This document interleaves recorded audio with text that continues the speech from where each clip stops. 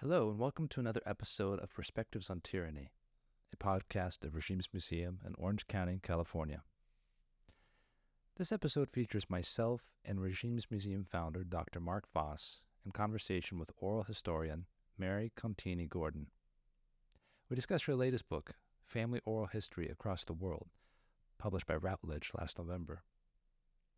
Our conversation touched upon topics such as family history, collective understandings of identity, memory, and trauma, among other areas. Listeners who wish to purchase Gordon's book can use the discount code EFL04. Again, that's EFL04. See the show notes for a link. Regimes Museum is a nonprofit educational institution dedicated to the study and prevention of tyranny. For more information on Regimes Museum, visit www.regimes.museum.org.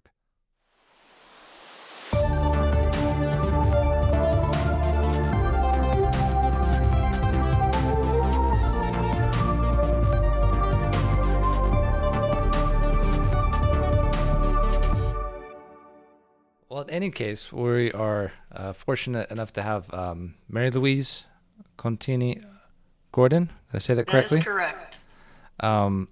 Thank you for coming on our podcast, Perspectives on Tyranny, part of Regimes Museum. And this is the first podcast where we have our executive director, Dr. Marc Voss, whom we shall henceforth refer to as Marc. Mary is the author of Family Oral History Across the World. And do you want to just take it from there, Mary? Kind of explain to us the basic concept? Okay, well, first of all, thank you very much for inviting me on your podcast. I believe that this is a podcast that's part of the Regimes Museum programs. Am I right? Yes. And could we hear a little bit about the museums, and then I can talk about my book? Is that okay? Certainly. Marc, why don't you take that one? Yeah, certainly. So thank you, Bradford, for having me on here. And Mary, thank you for joining us. So Regimes Museum is a 501c3 nonprofit educational institution, research center, and museum as well. And the main objective of the museum is to study the phenomenon of tyranny and dictatorship across history and culture so that we can garner the lessons of the rather unsavory aspects of our past to learn from it and hopefully prevent tyranny from coming about again in the present and the future. And I met Mary through a mutual friend of ours who, if I'm not mistaken, she is one of the founders of the Shereko Summit General George S. Patton Museum. And Mary over here wrote the family history on the Shereko family.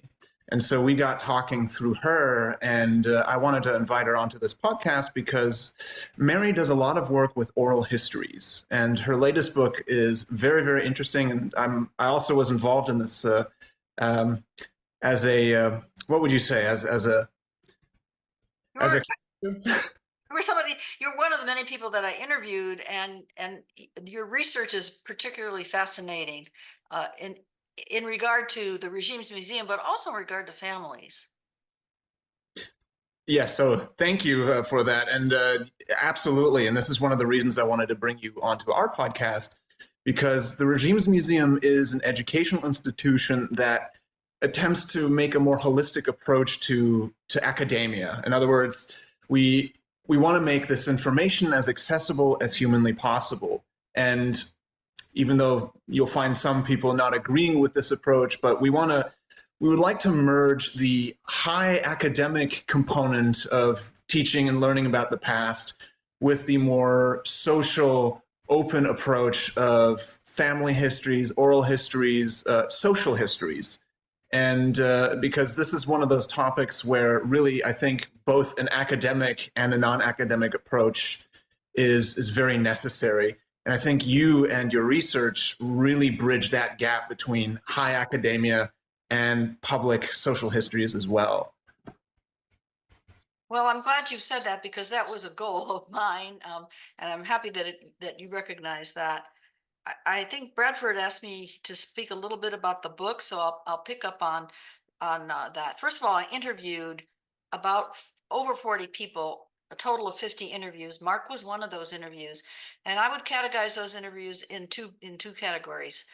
partly those who spoke to me mostly about how they went about getting their family histories, but the other were experts. And Marc falls into both categories. He's an expert in the terms of the kinds of research he did, which I will come to. And also, of course, he's part of a family. So we talked about that too. The cover of the book, I want to explain that. So when people do look at it, it is explained on the back cover. Josie Zapata is a Mexican-American, and she comes from a mining family. The reason she's on the cover is because she had a very unusual approach. And that was one of the things I looked for. I looked for different approaches from the standard, if there is a standard, actually, the usual approach that most people think of with oral history. Her approach was to interview her family at the kitchen table. And she did this for years and ended up with 40 some tapes. But the most important thing is that had her neighbor not intervened here and said, hey, wait a minute, those are old cassettes. That's not going to work. If you want your grandchildren, and she only has one, if you want your grandchild to hear his great grandparents or his grandparents actually, and I guess great grandparents, that's not going to work because those are going to fade away. So he digitized all of them. So that there's a component in the book about the technology. So it's not just the interviewing, but the technology is an important part. The book is divided into 4 parts. It starts with changing demographies. So I talk about that and how it's changed. And I integrate quotes from people throughout the book. So Marc's quoted several times regarding the work that he's done that relates very much in the memory chapter, which I believe you want to talk about today. So the first part is demographies. The second part is case studies. And they are asked actually case studies pretty much from people who had really hard cases. Not all of them, because there's some business stories, business families, the Traco family, definitely one of them. But there are people who went through, who experienced despotic regimes and managed to escape. So that's part of what, you have an interest in, but also poverty and also warfare. So all of that. There are many wonderful people in the book. And that's something I could just talk about forever. They are examples, as I said, of all sorts of things, not only despotic regimes, but the Australians are very interesting because criminals were sent there. And so that's a factor in their stories. Do they want to talk about that? Or is that kind of a traumatic thing for them? What is it? So some of them have both views in their family. So that's something you have to get across and get around. So I want to move on from there to why does this book even matter now today? Well, partly because we have computers and everybody has family computers and you can pull data from so many different places. Also, another important factor is that this is the first time in our known history that we have multi-generations living at the same time. So in my family, for example, we had 4 or 5 generations living at the same time. My mom died at 101, so that helped with that quite a bit. So she became a great-great-grandmother before she passed away. So the elderly people have very rich information to share. So we want to make sure that happens. There's someone called the Norwegian Elder in this book, and he talks about lessons learned, and that's picked up over and over again. Marc, I think you're talking about lessons learned. That's what your research is about, correct? I mean, partly. Certainly. One of the things that my research focused on, you're probably referencing the Holocaust study. Yes, absolutely. So that study was interesting because it spanned 9 different countries, as far afield as Japan, and it asked. Can you explain more of that so someone listening to this doesn't know what you're talking about? Oh, my mistake. Yes, certainly. So I wrote a book that incorporated a Harris Interactive-led study where I did some field work that asked basic questions that every single person should know about the Holocaust, and then their attitudes regarding the subject. Because I wanted to see if knowledge can, in fact, lead to a historical consciousness. So historical consciousness, in a nutshell, and of course there's more to this, but it's really broken down into 2 parts. There's historical consciousness research, and then there is historical consciousness of the individual and the collective memory component. So historical consciousness is really just an awareness of the past and the internalization of history. So I wanted to take a very traumatic moment in history and see how it affects people's attitudes and what they think about that subject across national boundaries.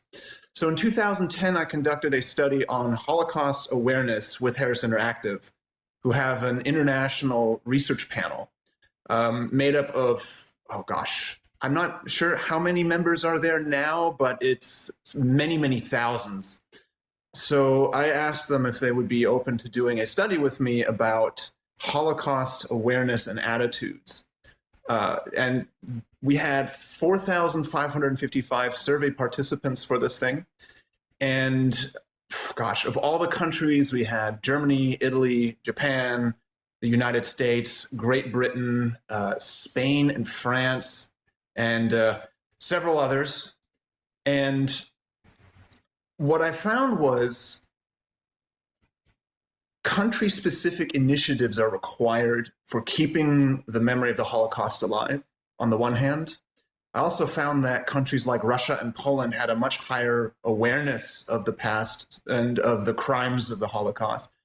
Germany too, but it dropped off rather dramatically the further away you got from the actual scenes of the Holocaust. So Poland, Russia, Germany, of course, were the top three players in understanding the past and really disseminating information about it. And then, unfortunately, I have to report that the United States didn't really fare so well in this, and that now this aspect isn't really mentioned so much in my book, but I want to mention it because there's some other things that kind of come into play with this. But just for personal curiosity reasons, I made some charts showing levels of Holocaust denial, and those were much more extreme in the United States than, for example, in Germany. And the way I would explain that is to say, in Germany, Holocaust revisionism, Holocaust denial it's illegal. So that may count for the lower Holocaust denial rates in Germany compared to the United States. But the other thing is also that if you are in Germany, part of the crimes were committed on German soil, and these facilities still exist. So you can go to places like Buchenwald or Sachsenhausen and see for yourself that these crimes did indeed take place. And it's much easier to deny these things when you're far, far away from it and don't have that that real presence of the past in front of you. As I recall, Mark, you talked about secondhand memory. And because so many people who lived through the Holocaust are actually dying away at this point, and that's a very important topic in the whole area of memory, what's happening with secondhand memory. So you did talk about that. I don't know if you wanted to mention that anymore. And collective memory you've also mentioned. And I find the whole collective memory very interesting in the Traco Summit area, which you mentioned, because General Patton was there. Mm-hmm. And there are a tremendous number of people there who were either soldiers or sons or daughters of soldiers. And so they have probably a sharper collective memory than some of the people you're talking about that, that responded to your interview, which I found to be very interesting. I did read your book all the way through, so I found that very interesting. If I could come back to just a few things for a few moments here, I just wanted to talk about the challenges with this book. And the challenges were really, first of all, it was a delight. So the challenges were not negative challenges, but there was a very specific challenge, which had to do with consent. Because when you're interviewing so many people and you're quoting them, you have to be very, very clear about whether or not they're fine with what you are quoting them as. And I think you may have experienced that and maybe even frustrated with it to some degree, because I had to come back with some people 2 and 3 times because it just didn't seem important to them, because, well, I told you that, so, that's okay. Well, you did tell me that, and I really think it's great, and I want to quote it. So is that okay? So I wanted to point that out, because when you read my book, you will see many, many, many quotes, and they're all verified. And that's extremely important that, you quote properly and you cite properly, of course. I think that's about it in terms of what I wanted to say, except one more thing, the continuum of complexity, which I do present up in the front of the book, because it's not just interviews, it's a lot of the kind of work that you do too. It's looking at the historical contexts. There's a graph I put up, and it has the first bar is the interviews, and they can be one person, one interview, one person, many interviews. I think I interviewed you 3 times, Mark, and then multiple interviews, multiple people, so that you can see how that mounts up. And the second, as I said, is historical context, and the third is genealogy, which is extremely popular right now. But they all have to come together. And that's it. And will AI ever take over? We need to think about that. I would say no, but there's an attempt to do that actually at this point, which is interesting. We can come back to that later if we care to, or if you're interested in that. But I want to hear more about you and the structure of autobiographical. There's in my book, there's another graph about the autobiographical memory, and it's divided. A professor from Emory University created a graph that's in there, and it shows basically episodic memory, which is episodes. And of course, stories are made of episodes, story after story after story. And he divides it into routines. So families do routines, and then he divides it into kind of steps under episodic memory from long things that happen. You could take, your story, for example, the short period you lived in Germany, and then the longer period you lived in the United States. So he divides it into steps like that, from short periods to sort of middle type periods, and then real long periods. And then of course we just mentioned secondhand memory, but collective memory is a big piece of all of this, and you also talk about that quite a bit in your book. So I have a question for you. You said 40 people? 40 people, yes. Well, actually more than that, but I say around 40 people, yes. Okay. What was your criteria for finding subjects? What were you looking for? Did they have to fulfill X, Y, and Z to make an interesting subject? That's a great question. So if I were doing a family history like you did with the Cherokee Summit book, I would, and if I'm an outsider, I would try to connect with somebody who I call an anchor. That would have been Margaret, and who has openings to many other people, not just the family, because the family is, of course, in context in a community and so on. So I would, but that's not what I would did with this book, because this book was not a family history. It was about family history. So what I say is, once I started, it just kept rolling. I had some ideas of people I wanted to talk to, but people recommended other people. And so the criteria was, you're doing something with a family history. Although there are one or two people one in particular who said, I'm not interested in doing a family history, and I wanted to hear about that too. So there's that. And then there's the other people that I just specifically interviewed because they were expert in particular areas, like technology, for example. There's a chapter on technology. There's a chapter on interviewing. There's a chapter on transcribing. So I also interviewed people who were expert in that particular arena. As I said, like Mark, some of these crossed over. So they weren't specifically interviewed just because of their technical expertise, but also because in some cases they had family stories that were quite important that were quite great examples. So I wanted to use them. I don't know, did I answer that, Bradford? Is that? Yeah. So in the process of having a kind of shared narrative among family members, did you find any common threads as to how that process arises? In other words, how family history arises? How a family comes to have a collective understanding of itself. That sort of thing has to be reinforced through stories that are passed down. So that's interesting, because that's part of what this Emory professor did, actually. He wanted to understand what that collective sense was, what that sense of family self was. And he ended up creating this graph that says it's made up of all these episodes that they share, and the routines that they share. But I think what you're getting after is some kind of an identity, and he uses that word too, an identity that the family has. And I would say that it varied quite a bit.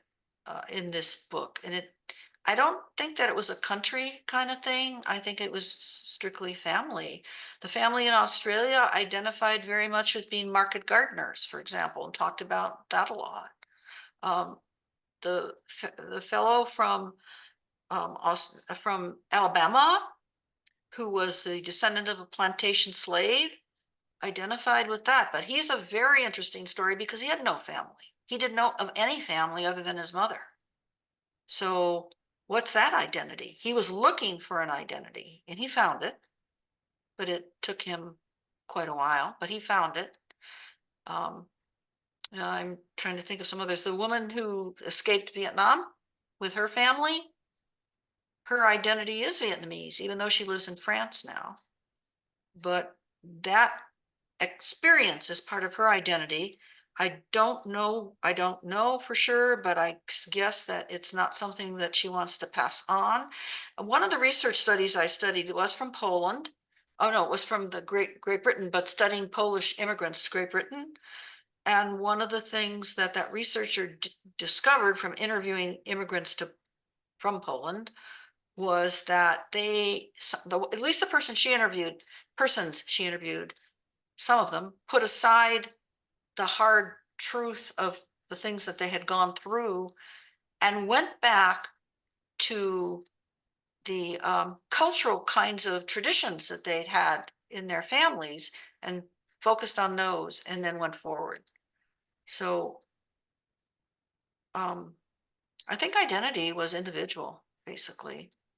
I mean, of course it's individual, but how they came to it was also individual. When you mentioned that some people were hesitant to go into certain areas or were persnickety about being quoted for something specific, did you find that had more to do with people thought their stories just weren't interesting and worthy of being recorded, or? I don't know that I meant that anybody didn't want to be quoted, because I didn't find that. I found a great deal of interest in being part of this whole process. I think they didn't understand the need for consent. I think they felt that, well, if you interviewed me and I told you these things, then that's fine. But no, actually, legally and ethically, you need to have some sort of signature that says, okay, it's okay for you to use that. I think that's what I meant. I mean, I know that's what I meant, so maybe I didn't state that very well. But no, I didn't find any hesitancy. Now, except in one or two cases where people were hesitant about certain things that they didn't want. And I also had somebody who decided to be anonymous at the end of this whole process. And that's very, very difficult, because you then go through the story and you have to start pulling out all sorts of things that will definitely identify them. That in some cases, that's too bad, because those were very interesting parts of the story. On that point, there's there's been some research done on transgenerational trauma, and in the case of Germany, you have East Germany and West Germany, and there have been instances reported where in East Germany, a lot of the victims of the Stasi, the secret police, would be hesitant to discuss anything. And then it turned out after, it's because a lot of the people that worked in the MFS, as it was known, would be either working in the same company as the victims, or they would literally be their bosses and would still have some kind of sway over them. But did you come across anything in regards to this idea of transgenerational trauma, where the eyewitnesses to a traumatic event passed on some of that trauma to their children or even their grandchildren? I think most of the people I interviewed tried not to do that. I think, but okay, so let me go back to the Japanese person. The fact that he was traumatized because he viewed the bombing in Tokyo as a child is clear. And he even sent in an email to me, which I quoted in the book, that he's 80 some years old now, and that memory is as vivid today as it was then. So yes, I think the answer is yes. There are some people like that. Another interesting part of his story is that he had done an interview with someone else at a major university like 10 or 15 years ago. and he lost it. Did he lose it? Did he lose it? What happened was I really wanted to see that interview. And I went back to the source and tried to find it. The university couldn't find it. Nobody could find it. Then this book took me 2 or 3 years, well, actually almost 4 years to write. Toward the end of the process, I get this phone call from him. I found it. I was cleaning out my bookshelf and the bookshelf collapsed. And there was the interview. And he said, I just didn't want to deal with it. That was the reason that that never got processed. He didn't process it. He couldn't process it. He did process it at that point now.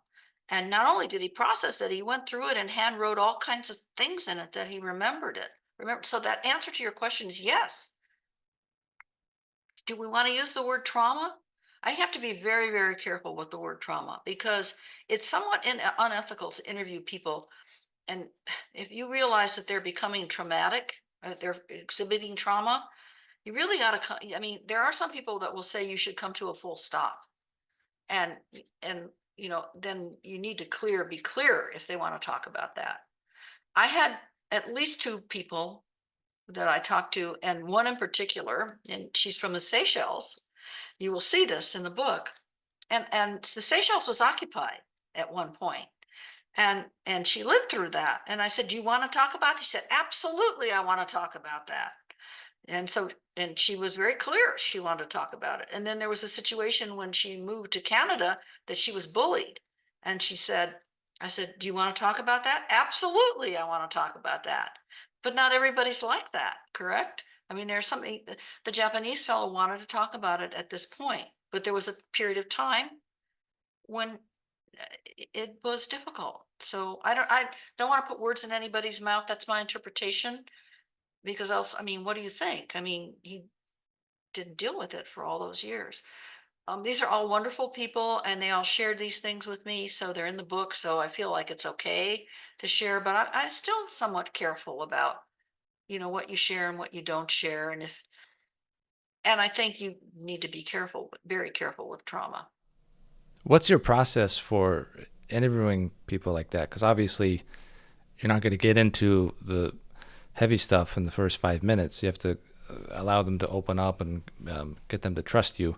Did you have a particular process you did when you were interviewing certain people? That's a really good question. First of all, I didn't interview people. I didn't record interviews with people until I'd talked to them a few times. And then when I did the recording, I let the recording go. And I didn't stop the recording. I didn't have a situation where somebody was traumatized, okay?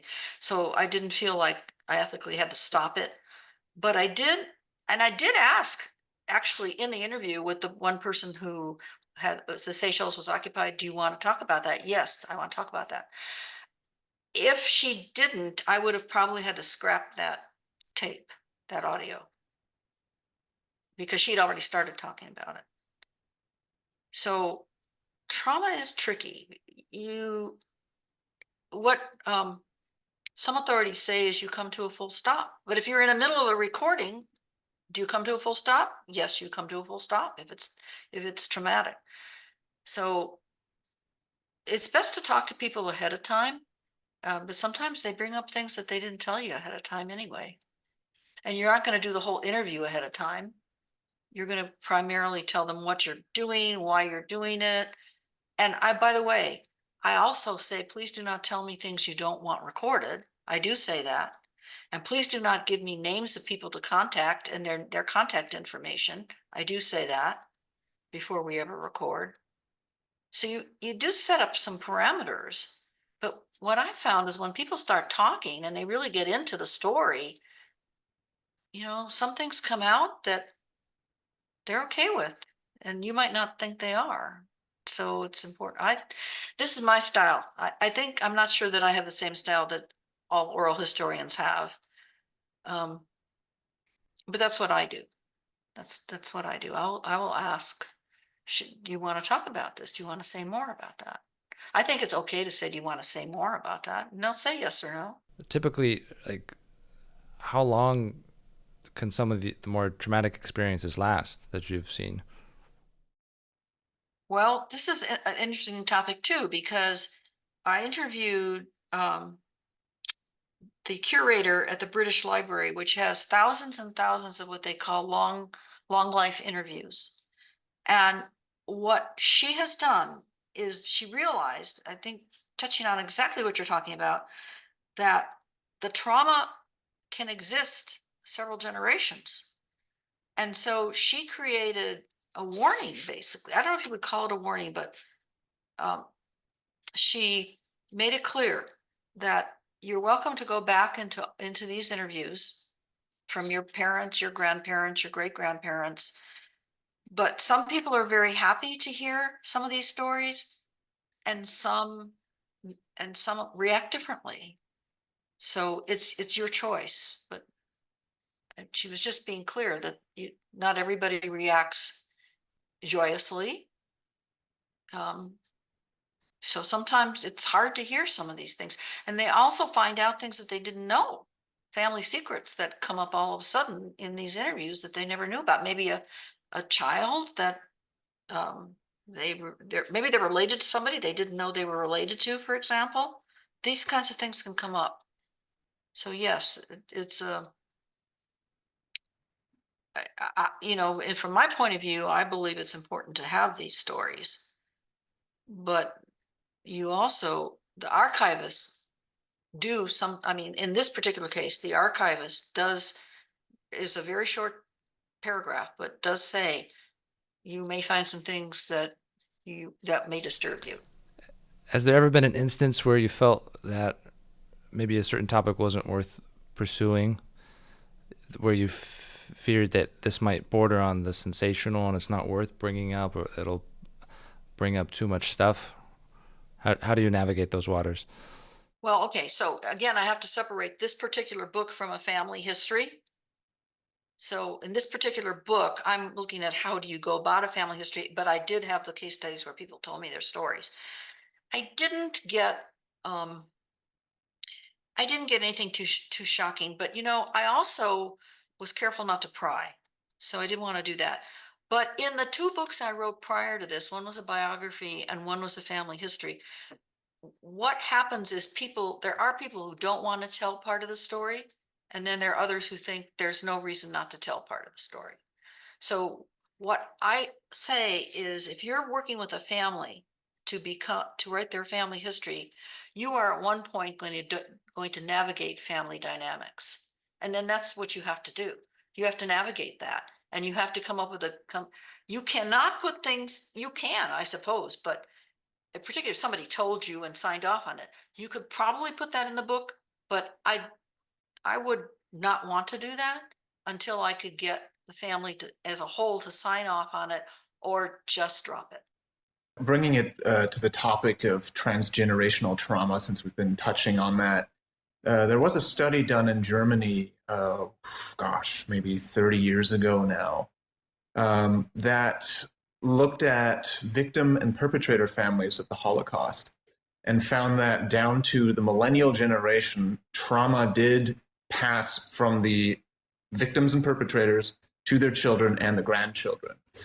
And while there were different between victim and perpetrator families, the common thread was that certain behaviors were transmitted from the survivor generations down to the third generation. And things that may seem banal or a bit invisible at first does beg the question of how much does epigenetics perhaps play in this? How much does maybe subconsciously learned tics play into this? But just as an example, and I've come across this in not just eyewitnesses to dictatorships, but also to those that lived through the Great Depression, where the survivor becomes a hoarder, and that these hoarding personality traits ultimately get passed on to one of the children, and then you see this repeat itself in the subsequent generation, for example. Or in the case of victim families of the Holocaust, in this particular study, they found that even the millennial generation had a high level of anxiety when they were separated from family members. And this was something that they picked up from their parents, perhaps ever so subconsciously, but they picked it up from their parents who were separated during the Holocaust. This trauma so deeply impacted them that even though they may not have consciously tried to pass that on to their children and grandchildren, it somehow did end up manifesting themselves in both subsequent generations. Can you speak to that a little bit in your research? While you were talking, I was trying to think, who I would talk about from that standpoint. I will say that the descendant of the plantation slave talked about the fact that he couldn't record interviews from some of the people that he found. And he talked about when he was raised, the children, when they had a party, which was rare in his situation, but when the family came together, the adults stayed in one room and the kids went into another room, and they were truly to be seen and not heard. And they were not told anything. And so he knew nothing about his family. He knew nothing about his background. And then, as I say, his story takes a while to tell. He literally drove all over the United States trying to find family. And he would show up, and as he would say, here I come out of the blue. So who are you? I mean, why should I why should I tell you anything?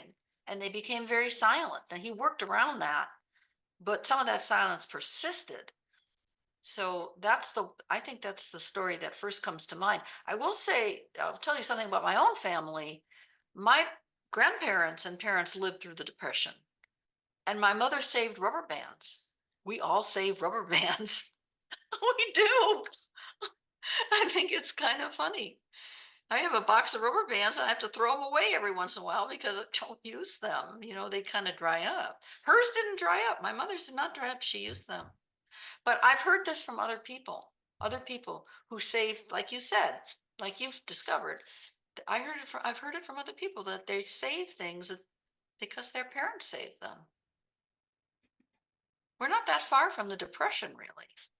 Not really, no. I mean, the one other thing I've come across a lot is, in my family, I mentioned this in your book, actually, the story of my grandmother surviving the bombings over Germany.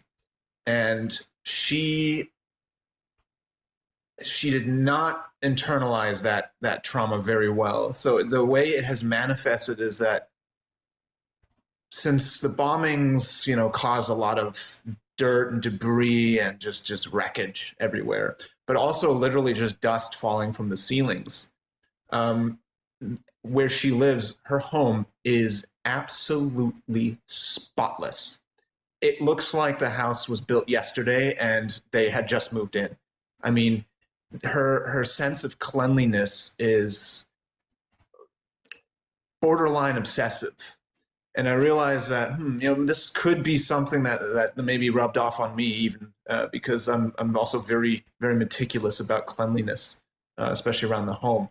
But, where that comes from or whether maybe it was learned or how that happened for me, I'm not entirely sure what to say to that, to be entirely candid, because is it maybe just a part of me? Am I interpreting something here that doesn't exist, And I wonder if when you're dealing with trauma and well, maybe tick isn't the right word to use, but these behavior patterns that are formed, if that connection is indeed there or not. But I guess that's also part of a larger issue of doing oral interviews is, memory is such a funny thing in that, how can you, for example, how can you remember something you weren't even alive for, right?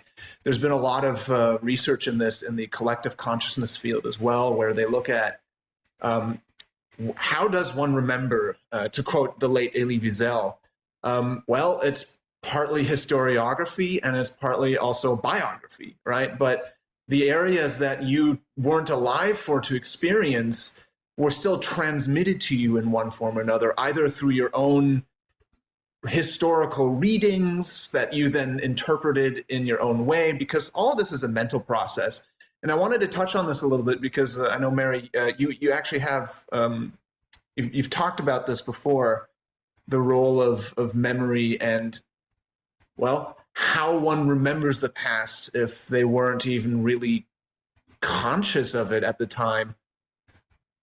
Well, you know, again, I have an example from my life. I'm trying to think about, other people in the story, I mean, in the book, who were like you were told something.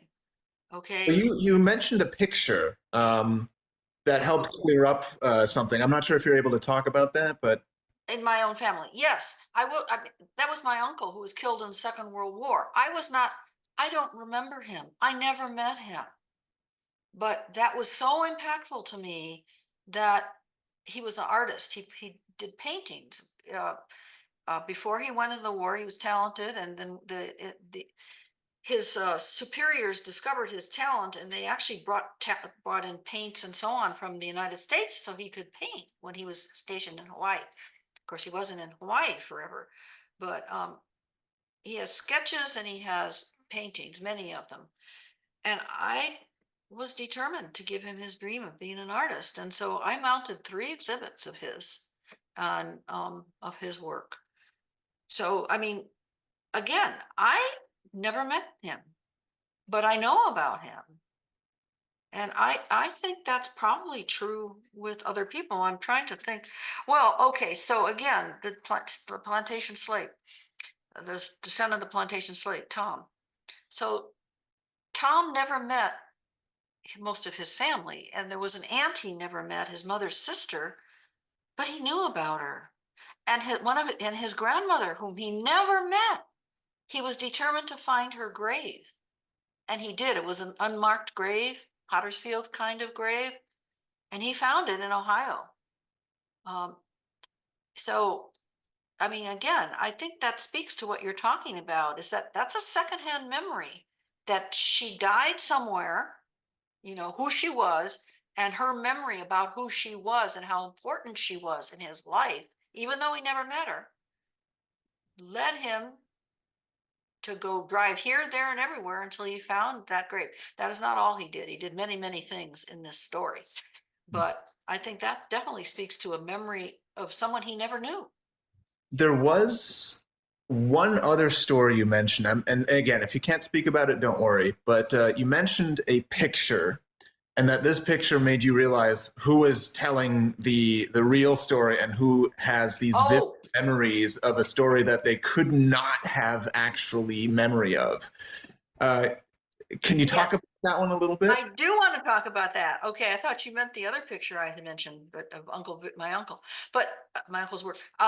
Yes. Okay, so I can talk about that completely. So that's the part of the Taraco family history. Um, so uh, the 2 girls, there were only two children born at the time that this happened. Someone made a dollhouse, a walk-in dollhouse, like a house kind of, but it was for dolls. You could walk into it, especially if you were little. And Pauline, the older child, told me about this and told me that who had one of her uncles had created this for her. Well, when the other sister read the draft, she said, "No, that's not true. Um, you that's not true. Somebody else, this Mr. Handyman that worked for them, made the dollhouse." Okay, this got to be quite the story going back and forth. This was very important to them. Who made that dollhouse? Now, we may think, what's the big deal here? But that was very important to them. So that was a situation where I had to navigate this. And when then all of a sudden we see this photo of the dollhouse with the 2 children sitting in front of them. One is obviously a baby, a very small baby, not even a year old, and one is 4. Now, the research says that you start remembering things at about the age of 3. So when you look at the photo, you have to say to yourself, well, who actually knows the answer here? And by the way, I did a lot of research trying to find this out, and I came to dead end after dead end. I thought it would be in the record somewhere because somebody was paid maybe to make this dollhouse. If the handyman did it, he would have been paid. Couldn't find anything in the records, and I could go on and on about all the research done. So in the end, I had to say that the older child knew who made that dollhouse. But later on, I thought to myself, why did I do that? Why didn't I just say there were two versions of this story?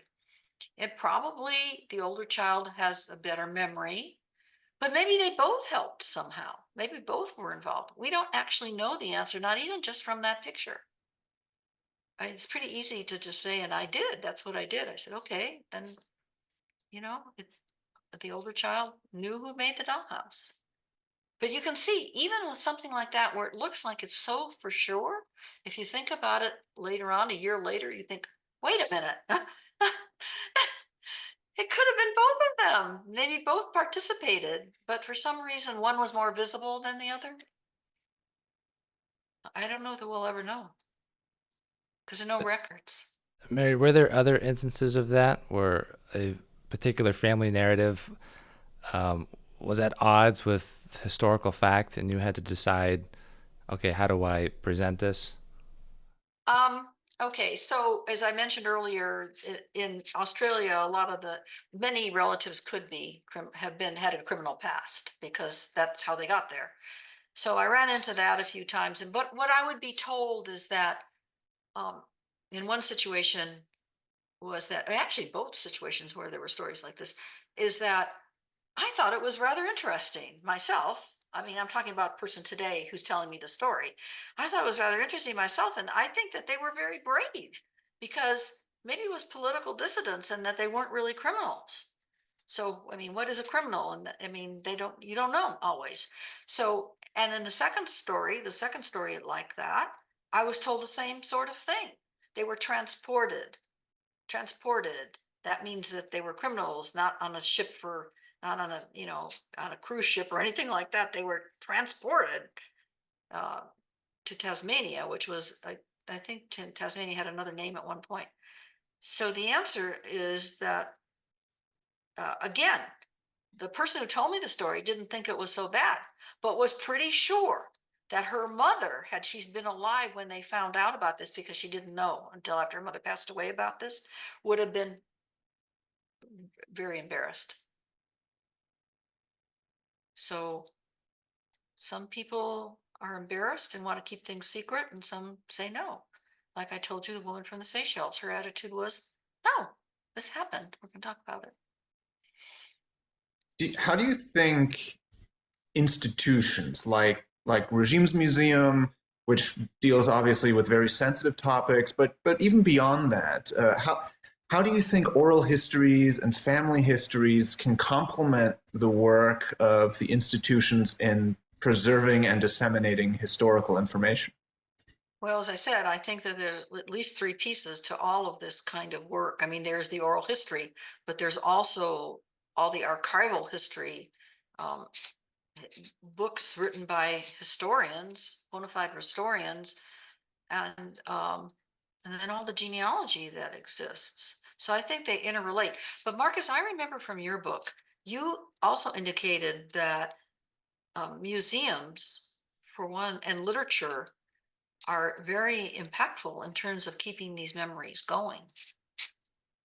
So Absolutely. Yeah. I mean, what I've found is that knowledge is not everything. Is it always based in 100% fact? And there seems to be a little bit of a bias in the academic world saying, oh, well, oral histories are not as valuable because people misremember or people may even lie or what have you. But I would argue that the archives themselves are not infallible either when you consider just, I mean, unless it's been made clear that you're dealing with propaganda, for example, how do you know that what you're reading wasn't embellished in the context of the time that it was created in? So in the service of saying how useful are oral histories or how useful are archives even in providing information, my answer has always been, well, at the end of the day, we cannot be 100% on point with anything because the entire context is usually stripped from the material that you find in an archive. So I think in your book I mentioned, the story of a helmet or something. It doesn't necessarily have to be that, but it can just be some kind of object, or even a benign letter, or in your case, paintings and sketches, right? If I saw one of those paintings and I had no context to it whatsoever, I probably wouldn't think much more of it than to maybe say, oh, well, that's a really pretty picture of a harbor. That looks really sweet. But beyond that, I mean, all that other context is lost. Like, you don't know the frame of mind the artist was in. You don't know, if maybe they were given some direction on what to paint, or in the case of material culture, if you have, which, Regimes Museum obviously has a bunch of realia referring to, material objects. What can a simple helmet tell you about the past if it's completely stripped from its historical context? And so I've always looked at it from the sense of, well, these objects in and of themselves go on a journey, and even though you will never be 100% accurate when you're dealing with historical narrative and historical work, the goal should be to piece it together like a mosaic, where you get an idea of what it was like, a snapshot, right? So a helmet can tell you a little bit more about the time, right? The values, the design choices, the cost-cutting measures that were taken from when they were first developed to the end of the war, for example, and so on. Like, these are important in tiny, detailed kind of ways, in the sense that, well, what does the cost-cutting of helmet production in 1942 have to do with historical fact? I say, well, the tide was turning at that point, right? 42, 43 in particular. So they had to cut costs to, well, produce more equipment for the army in the field, for example. So in the grand scheme of institutions presenting knowledge, presenting information, do you see perhaps a greater synthesis moving forward between the dry, if you will, academic world embracing oral history? I hope so. But I do think both are important. And I do think validation is important. And there are ways to validate things. I mean, as you said, you can talk to different people coming from different points of view. You can look into the archives. I think we need to do that. I think we need to at least try. I have one very fascinating story, to me, very fascinating, in here from one of the executives, if you would call him that. He was very high level with the National Park Service. And he explores his own memory. And he's convinced, to start with, that he was the person who created a plan for one of the major national parks. Oh, not the whole plan, but basically the goals. Okay. And he's sitting there and he's talking to somebody, and then I'm asking him some questions, and it's in the interview. I mean, it's in the book. And I say, but so you did that? And he goes on and he talks about it. And then he said, well, I put myself back in the, no, he says, I went back to the setting. He said, I went back to the place, and I thought about it. And then I started, and he talks about a little bit more. I said, you went back to the place? He said, yes, I went back to the place in my mind. And then he describes the place.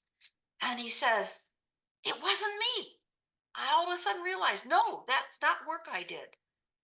But you see, I mean, that's a way of validating too, just to think about it yourself. Think about the details involved.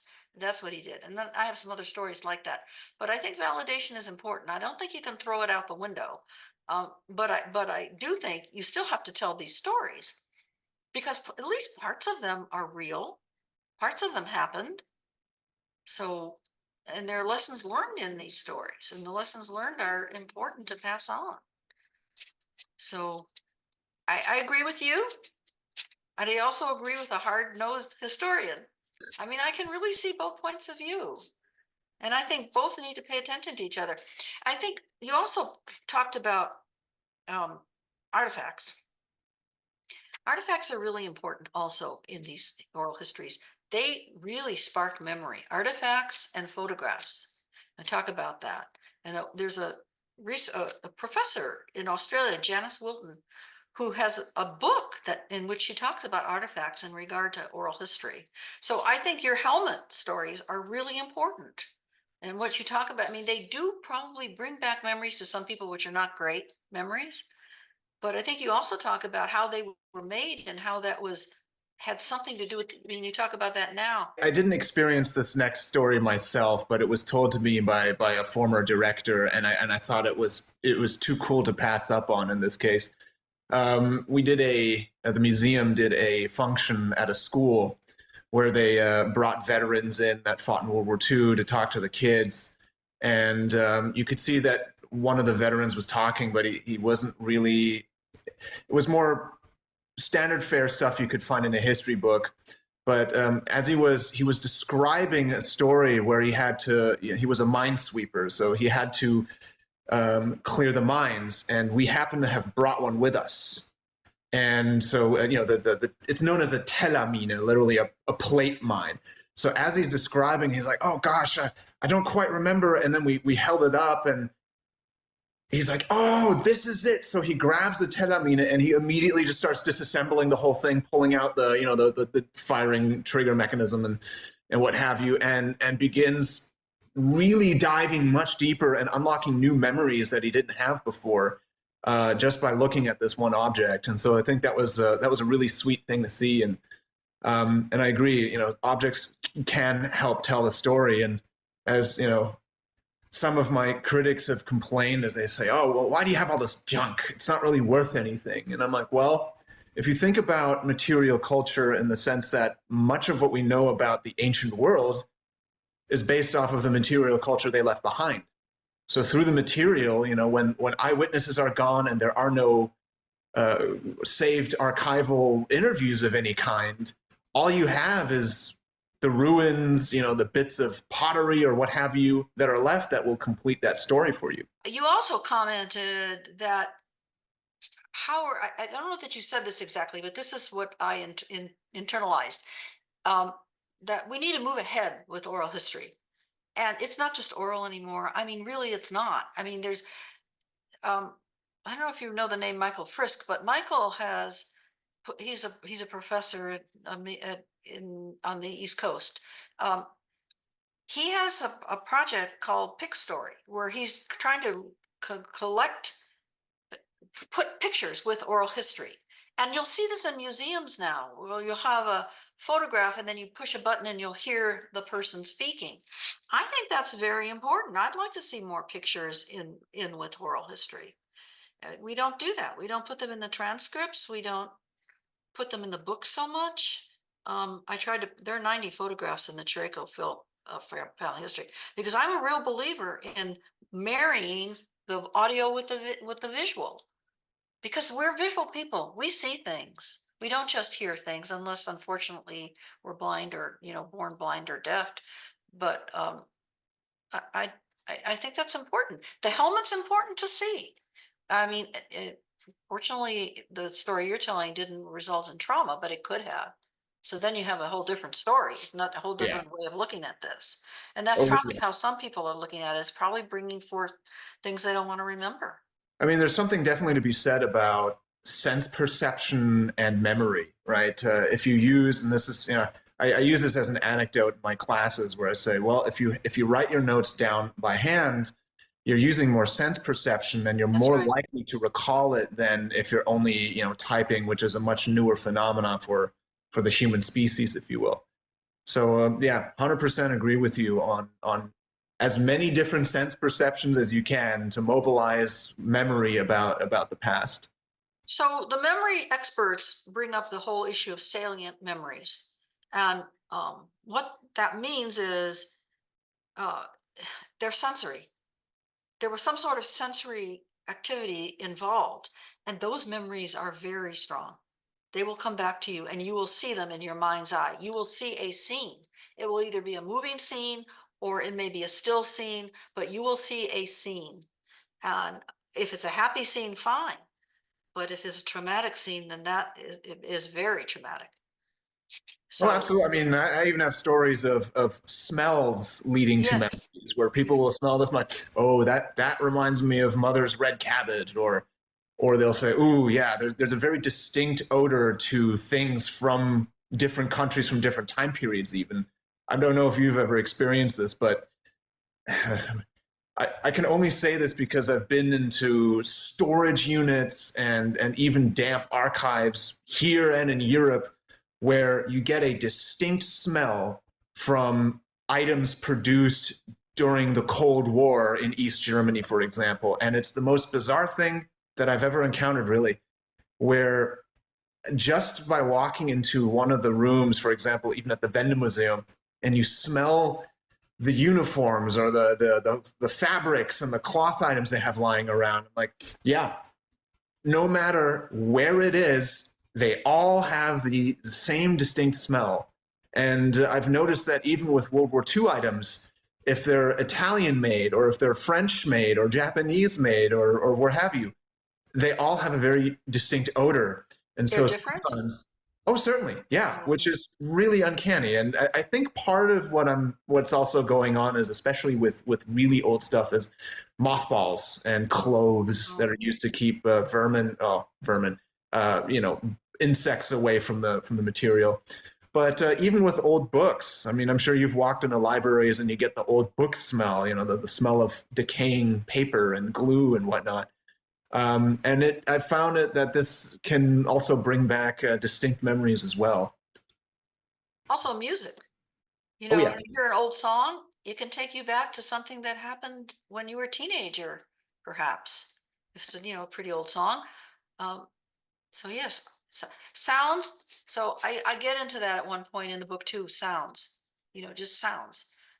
Ask people, what did you hear? It's not just, yes, you let people talk, but when they start describing something, what did you hear? What did it look like? Because you're telling a story that they want to tell, but that's also being told for people who are going to read this or hear it.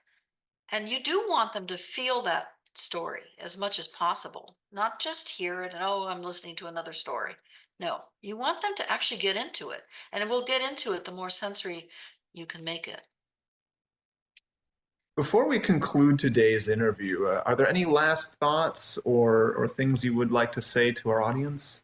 I do want to say that one of the things that I did in the book at one point, when I got to the memory chapter, and the chapter that follows it is on emotions, I thought to myself, wait a minute, what emotions are in this book? And I actually went through, and it took me a long time to do this, but I went through and I calculated that.